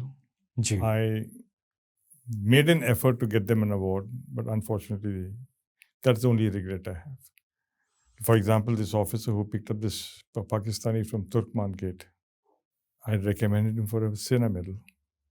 वो नहीं हो पाया. कुछ नहीं हुआ. Another officer, we were told that there is some arms and ammunition near Sonamarg. Terrible weather. It was snowing, sleet. He went one go, nothing happened. He said, sir, I said, one more. And he just sat down there. Chap was carrying that mine detector. He went around behind the tree for a VV, and the thing started making sound. He said, sir, I can hear. I said, dig. He said, baraf pad rahi. I said, dig. So after digging 1 foot, he got one nail. Then got dig deeper. You know what we got? A 2-inch mortar with ammunition and 5,000 rounds of AK ammunition. Terrible weather. And you know, जहाँ ज़मीन भी बिल्कुल सख्त हो जाती है ठंड में. I recommended him. He also got nothing. So my only regret is that the people whom I thought were doing very well, they were not awarded adequately. That's the only regret I have. You know, that's one of the reason people say that you have a beautiful soul. When मैंने जब जिक्र करा regrets का, तो आपने तब भी उन्हीं बातों के बारे में डिस्कस किया जिसमें आप किसी और के लिए कुछ ना कर पाए. That's all. Sir, you have taught at the Army War College. Is there any particular trait that you see in the future strategist? Yes. Usually, Army War College has got 3 wings. The Junior Commander's Wing, which gives you basic tactical aspects. Ji. Then is the Senior Commander's Wing, which gives you the wherewithal to command a infantry battalion or armored regiment or command a unit. And the Higher Command Wing, which is tri-services from all the 3 services, which teaches you on operational aspects. Besides that, Army War College also has a core program, which is for Major Generals, approved for Lieutenant General and Lieutenant Generals. Okay. So it's a progression, and Army War College is looking into the tactical, operational, and strategic aspects. Right. So it was a good learning phase. I was in the Faculty of Studies, which involved all the 3 wings. And I was the director of the Contemporary Military Studies, meaning that I had to see what was happening around the world. And okay, now I'm understanding where are you taking me to. Yeah, and then pass it on to whichever wing it was applicable to. Please go look into it. And the war games that we have, we bring in certain amount of reality on this. So if I can, assimilate your thought, it means that anybody who's teaching there or anybody who's learning there needs to be up and above of what's happening around. Yes. You know, whether it's current affairs or whether it's about tech, reading and become more knowledgeable. Yeah. And I think that's been always your so-called mantra of, your journey in the army. You see the High Command, you have the Air High Command and the Naval High Command. Yes. Naval High Command was in Karanjia. And Rear Admiral Radhakrishnan, have you met him? No. He was the commandant there. So we used to, from the Army War Colleges, to go to the Higher Air Command, Naval Air Command, and the CDS to give them the ground operations. Now, month of February, all the 3 higher commands get around together and JOCAP. Joint capsule. Right. And then they carry out certain amount of war gaming on a particular situation. So it's an integrated JOCAP. Nice. Mm. Sir, you've talked extensively about, stress management. And that's all information that I've got from Nismat also. So you have mentioned that kill it before it kills you. Yeah. So can you just advise your audience something like a daily mantra or a daily routine which should become your mission of life till the time you're alive? You see, what we had analyzed was that stress is the biggest killer. It affects your functioning. It affects your well-being, both professionally and at home. If you find that the environment is not conducive to you, or someone in the environment is not conducive to you, stay away from him. Or if you have a chance wherewithal, change your job. Stress is one which mars growth. Second aspect is be cool, don't overreact. Because if you overreact under stress, it is counterproductive to your progress in life. It gives you more harm. Gives you more harm. Be cool, assess the situation, Be closer to your family because they are stress busters. If you find that in the environment someone is creating problems for you, best to stay away from that job, which is difficult. I think it's quite a debatable topic, and everything putting in one podcast is a big challenge for me too, because stress is something which, as you rightly brought out, it kills you, and absolutely. sometimes we are able to change the environment. Sometimes, unfortunately, we are not able to change the environment. Yes. So it's a debatable topic, but what I see is that your mantra of being cool, and not overreact is the first, step towards ensuring that the further line of stress doesn't just purges inside you. Correct. Because if that gets forced in, then something drastically wrong will come out. It affects your personal life also. Everything. Yeah. So, if I may say, your leadership philosophy, has it evolved from your military leadership role to the so-called corporate kind of a role that you are right now reflecting in Nismat? You see the difference between the military leadership and the civil leadership. The military leadership is focused on certain tasks that have been given to you. Correct. Corporate leadership is based on the economics. You got to earn money. ROI. Otherwise, you're out. True. So there's a large difference between the two in terms of the focus of leadership. But the traits of leadership, by and large, remain the same. You have to be emphatic.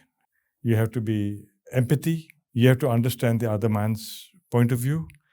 Autocratic hote hain. But that, the basic difference is between economics and goal-oriented. That's the difference. Correct. But the human traits of leadership by and large, remain the same. So, if I talk about your evolution from military leadership to something to delve into the corporates, the core, part has remained more or less the same. Yeah. You got to carry your team with you. If your team is not with you, be it anywhere, be it the armed forces or this, and it affects. And I think you brought out the very magical word called empathy, which has to be there in every sphere of life. Absolutely. Whenever there is human beings, interacting to one another. If I may, talk a little bit about the man behind the uniform. And your life has been full of challenges. We talked about your so-called 22 years of active life in the so-called operations, wherein ma'am was taking the charge. So anywhere, did your military life affected your so-called personal life as a husband or as a father? And if it did not, how did you balance it? You see, in the good old days, the only means of communication was with the forces letters. Yeah, beautiful. Indian postal services. Yeah. You write a letter to your wife. It used to take 1 week for the letter to reach there. And when she wrote back, take another week, 10 days. So by the time the problem which was there, it was not there. It was sorted out. But now it is different. Everyone has got the mobile phone. Yeah, now the problems are happening in nanoseconds. Yes. And that is a stress factor. So I think sometimes these luxuries itself becomes the problem. Yes. Like, you see, amongst the officer lot, there are not very many problems. The system takes you along. The problem comes in villages, rural areas. That lady who got a phone, she says, "Aaj sasu maan hai, mere ko ye kar diya." Now this Chavez, he gets a phone call. He gets bloody worked up. He says something to his and it further exaggerates. वो हमारे time पे 20-25 दिन में communication होती थी चिट्ठियों से सब under control था. मतलब आपको बैलेंस करने की जरूरत नहीं पड़ती थी. Primarily because of the means of communications were too slow. Yes, this mobile phone is good for communication, but it could create problems also. So has there been any lesson that you've learned from your own family? I am hats off to my wife to have brought up these two boys in every sphere, managing the finances. Hamare time there are no banks. Now there's nothing like an ATM card. Yeah. and managing the finances, managing the education of the children, managing the home. They're falling sick, looking after them. So actually, the credit goes to the lady and not to the officer per se. He's only doing his job and making sure that some money comes into the hand. Basically, she keeps you stress-free. Yes. And that's how, you are able to analyze your strengths and, take the challenges up front while you're actively involved in certain operations. The ladies have a very major role to play in the role of the service personnel.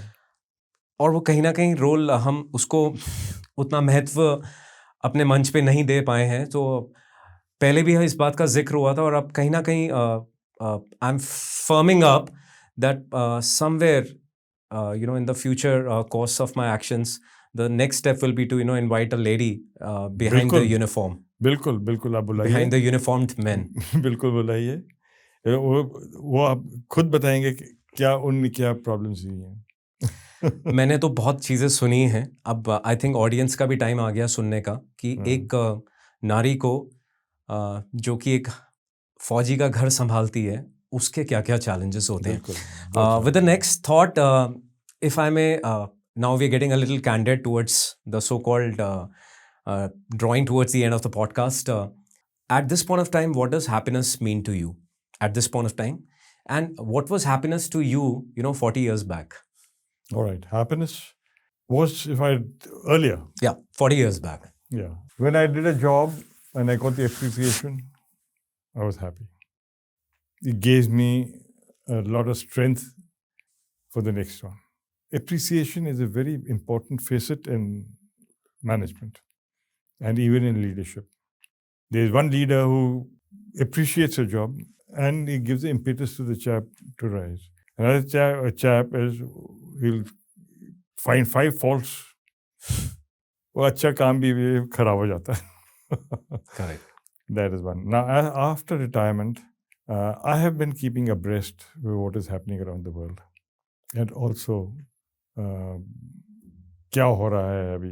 So that keeps me busy and gives me more time with my wife and the children. Children, of course, they're very busy themselves. So that is my happiness. I think being a family man is happiness for you today. Yeah, after a long time, yes. Yeah. 37 years is a big long time. We'll just do a little rapid fire kind of a round. And if I may ask you, how do you describe in one word? We talked so much extensively about RR, the Rajputana rifles. How do you describe the RR in one word? More words also. Wonderful. You can amplify. Rajputana Rifles is the oldest regiment, raised in 1774. Now that's the knowledge that I'm talking about, and that can only come from the horse's mouth, the general himself. 1774, you said, yes. It was raised. Yes. It was raised as the Bombay Native Infantry. Bombay? Native Infantry. Okay, Bombay Native Infantry. Yes. The regiment class composition was basically Jats and Rajputs. Right. Rajputs from Rajasthan. Jats also from Rajasthan and partly from Haryana. As far as the Muslims are concerned, we have 2 battalions which got Muslims, 3 Rajrif and 8 Rajrif. Earlier, they were all Kaim Khanis. Kaim Khanis are the Muslims from Rajasthan. But now, there's a mix, Muslims from Rajasthan, Haryana and UP.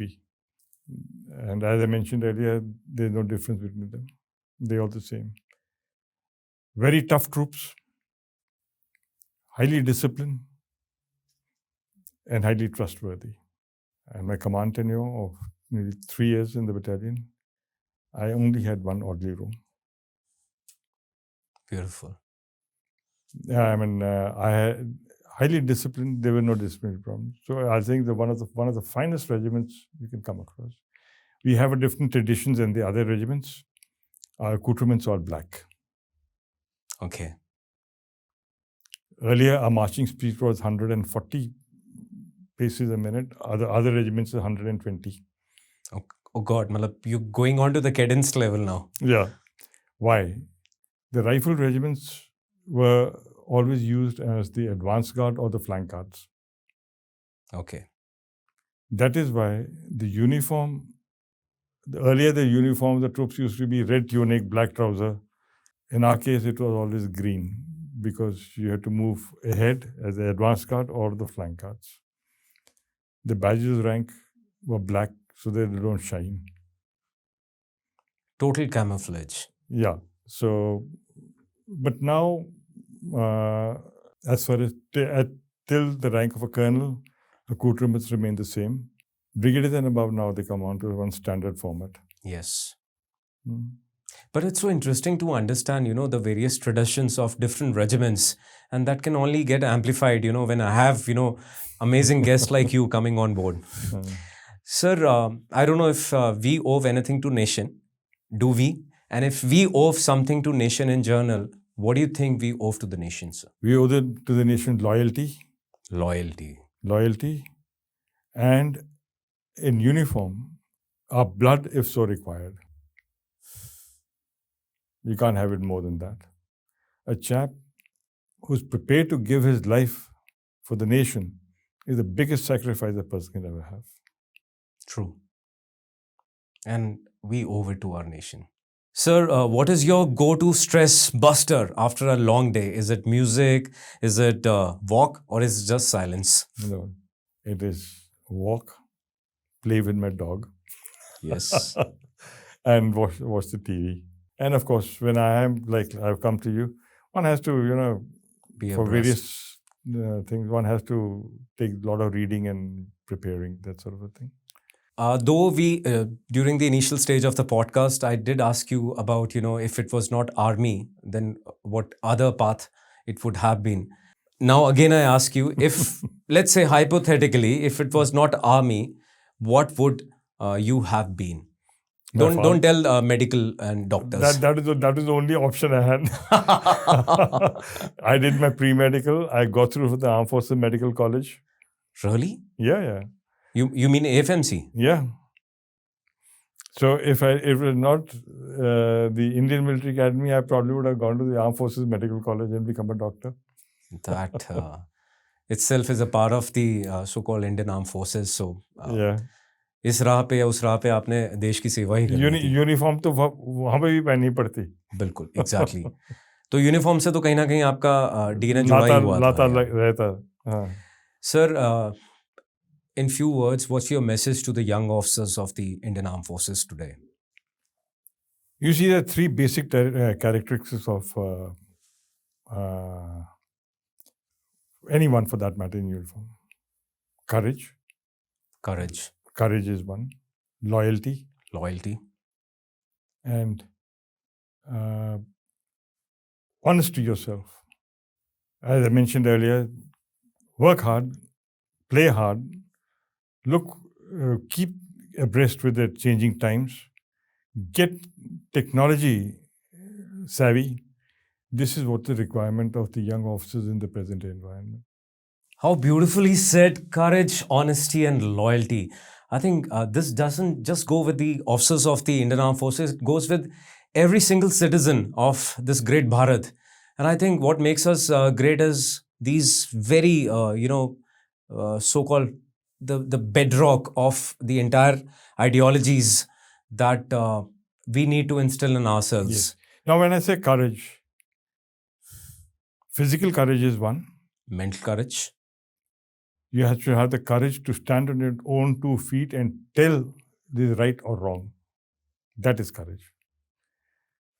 Where people go wrong is they lose the aspect of courage and they follow what may be wrong. So courage is moral courage and physical courage. That's why we always say it's the easier wrong and the harder right. Yes. And that's where, courage plays a very pivotal role. Yeah. Right.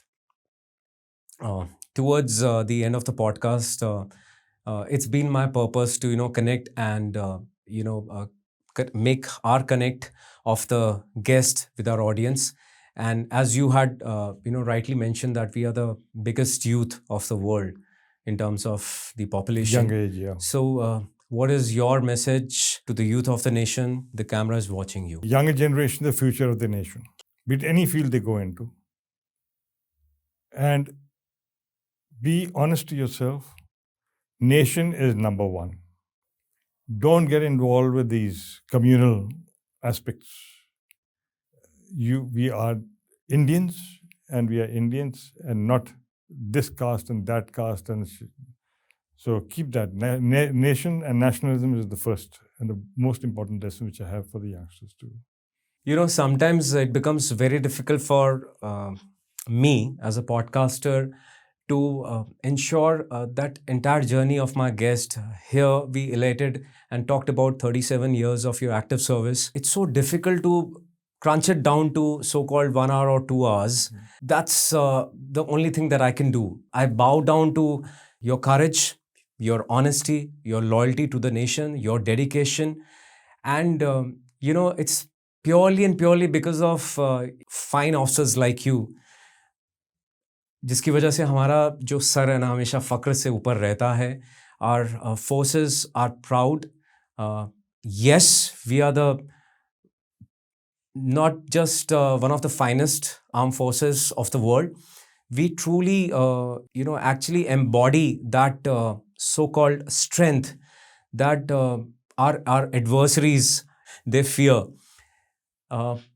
I wish that I'll be able to, keep amplifying these stories through different means, whether it can be a podcast episode, whether it can be my salute stories or salute series as Commander Victor Mike's vision, wherein हम रहे ना रहें, but हमारा वो जो so-called message है ना, वो message हमारी जनता तक पहुंचता रहे. बिल्कुल. And I'm so happy and I'm so glad that you could find time today. Give me this opportunity, revisit what you had gone through from your time in J&K, the so-called, infiltration, highest peak time of the insurgencies, your close combats, the explosions, the bombs that just exploded above you, courage to stand by your men, your courage to, learn and unlearn. And you talked so much extensively about your better half, how she held the pillars behind you, being the bedrock of the family, how she ensured that two beautiful souls which carry your DNA were brought to this life with certain virtues and certain values of valor. And I think, जैसे मैं कहता हूँ, हम रहे ना रहे, हमारी legacy हमेशा रहनी चाहिए. आपकी legacy, sir, will always stay on this social media platform in some form. And I'm sure that either me or either somebody else will come and keep amplifying your efforts, your selfless efforts towards this nation. You are the third generation, your fourth generation is in the army, and I feel with such pride that I've been connected with your son as my colleague, a very fine officer. I'm so proud of an Armored Corps guy. And when I see him on the so-called, in his photographs, sitting on that tank in the black uniform, even as a Fauji, it swells up, with pride, and being there in that thick of the entire environment, which is very challenging environment, it takes courage. So once again, I bow to you and I bow to my audience, and I wish your message, reaches out to as many youth of this nation, जिनके लिए आपने इतना strong message दिया, वो भटके ना. Thank you. और वो loyal रहें अपने nation से. Thank you so much, sir. मैं आपका तहे दिल से फिर एक बार शुक्रिया अदा करना चाहूँगा.